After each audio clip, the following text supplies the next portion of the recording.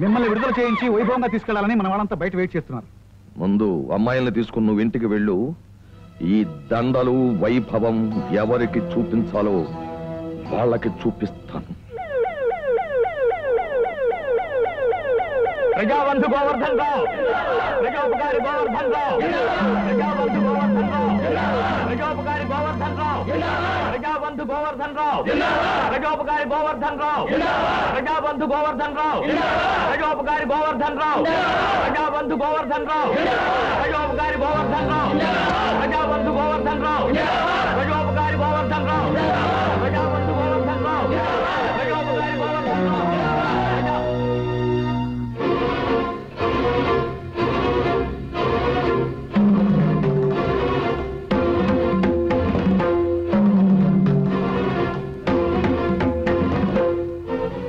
గుర్తున్నానా బ్రహ్మనాయుడు గారు?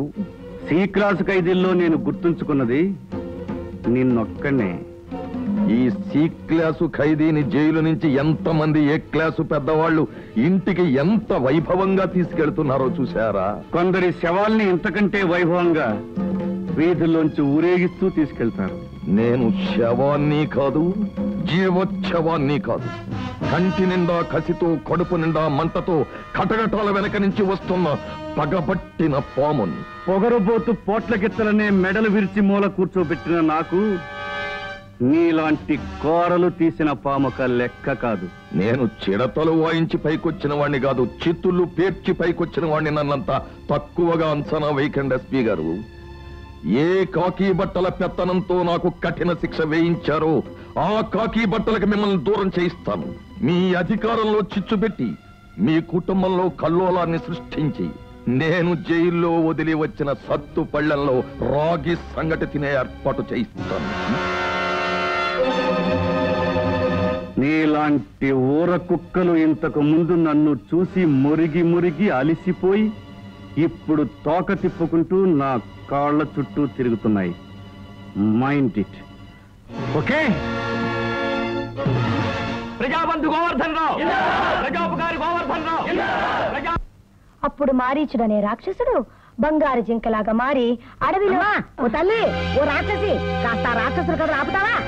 రే కొండరా, నువ్వెందుకు ఆపుతావే? అర్ధరాత్రి దాకా వాళ్ళనిద్దరిని చెడగొట్టి వాళ్ళ ఆరోగ్యాలు పాడు చేసి వాళ్ళని చంపడానికి ఏదో చూస్తావు నువ్వు. పిన్నిగారులో పిల్లికాళ్ళు నీ సంగతి నాకు బాగా తెలుసు. ఏమనుకున్నా ఏమిటో, ఎప్పుడైతే నువ్వు ఇంట్లో కాలు పెట్టావు అప్పుడే అనుకున్నానే నా కూతురు బిడ్డను చంపడానికి వచ్చిన మహమ్మారివని వాళ్ళని మంచి చేసుకుని. అన్నపూర్ణమ్మ గారు, బాబు గీత మీకేమవుతుందని చెప్పాను. కూతురు బాబు, కూతురు కాబట్టి మందరించే హక్కు మీకు ఉందనుకుంటున్నారేమో.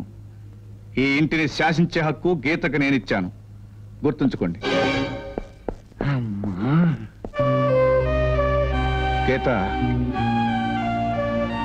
నువ్వు ఇప్పుడు నా భార్య హోదాలో ఉన్నావు. నువ్వు కంట తడపెడితే నేను అసమర్థుని అనుకోవాల్సి వస్తుంది. లేదండి, మీరు నా జీవితానికి వెలుగు చూపించిన మహానుభావులు. నేను ఇంటికి వస్తూ వెలుగు తేలేకపోగా ఈ ఇంట్లో ఉన్న వెలుగుని చీకటితో నింపుతున్నానేమో అని బాధపడుతున్నానండి.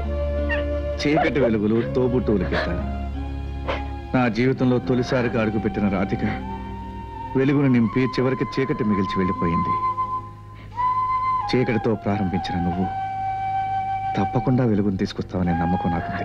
కానీ ఈలోపు నా మూలంగా మీ కుటుంబంలో కలతలు. మీ కుటుంబంలో కాదు, మన కుటుంబంలో. రేపు హరి పుట్టినరోజు. నువ్వు వెళ్ళి కేకు తయారు చేసి తీసుకొస్తున్నావు. ఓకే? కొద్దిగా నువ్వు కార్లో కూర్చో, బిల్లు ఇచ్చేసా.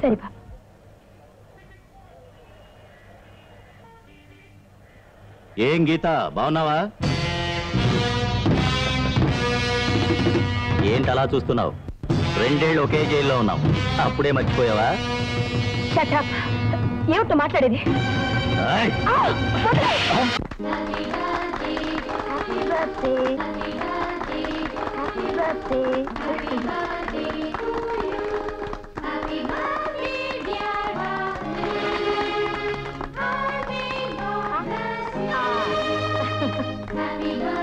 Hello photographer.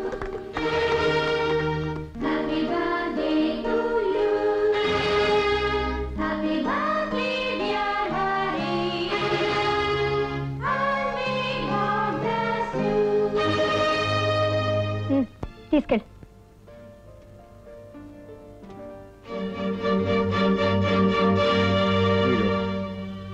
మా అన్నయ్య బిడ్డలకు తల్లిని చూశాను. మా అన్నయ్య పక్కన నిలబడే అర్హత గల దేవతను చూశాను. కానీ ఈరోజు ఆగిపోయావే, అడుగు. మీరు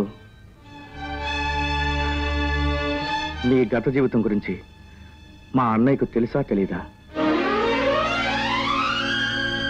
తెలుసు. ఇంకేమైనా ప్రశ్నలున్నాయా? ఈ ఇంట్లో సమాధానం లేని ప్రశ్నలు ఉండకూడదని అన్నయ్య చెప్పాడు. మీ జీవితం ఆయనకు సమాధానం లేని ప్రశ్న కానప్పుడు నాకు అభ్యంతరం లేదు. ఏమిటయ్యా ఆలస్యం రఘు? ఏమిటి ఇక్కడ ఉన్నావు? Come on come on. అమ్మ రాధ, ఇలా రమ్మ. డియర్ ఫ్రెండ్స్, ఈ హ్యాపీ బర్త్డే సందర్భంగా మీ అందరికీ ఒక హ్యాపీ న్యూస్. మా అమ్మాయి రాధను బ్రహ్మనాయుడు తమ్ముడు రఘుకిచ్చి పెళ్లి చేయబోతున్నాం. శివరాం, పెళ్లి అనౌన్స్మెంట్ చేసావు, మరి తాంబూలాలు ఎప్పుడు పుచ్చుకోవాలో అది నువ్వే నిర్ణయించు. దానికి కూడా పురోహితుడు ముహూర్తం నిశ్చయించాడు. రేపే తాంబూలాలు